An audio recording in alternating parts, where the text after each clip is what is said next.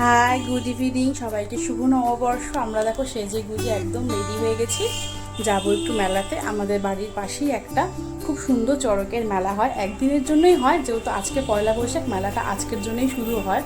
তাই আমরা বাড়ির সবাই মিলে এখন এই যে ফুল রেডি হয়ে গেছে, এখন একটু যাব মেলাতে। তাহলে চলো বেরোই, বেরিয়ে ব্লগটা কন্টিনিউ করছি। বেরিয়েই দেখছি আকাশে খুব সুন্দর চাঁদ উঠেছে, চাঁদের কালারটা এত সুন্দর লাগছিল, তাই আর ভিডিও না করে পারলাম না। দারুণ লাগছিল দেখতে। কাপ কিনবে,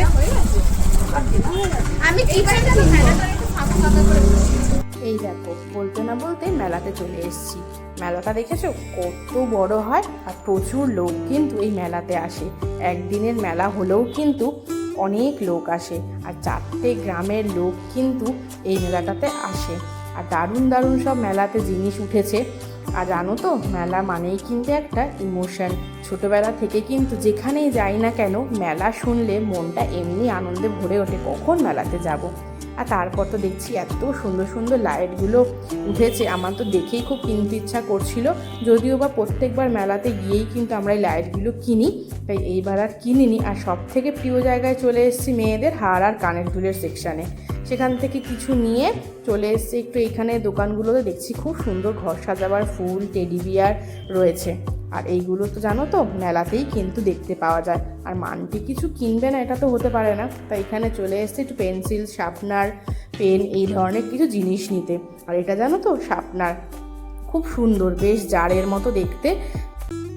ওইখান থেকে ওই সব জিনিস নিয়ে এখন চলে এসেছি আমরা এই যে এখানে সব কাঠের জিনিস তৈরি হচ্ছে।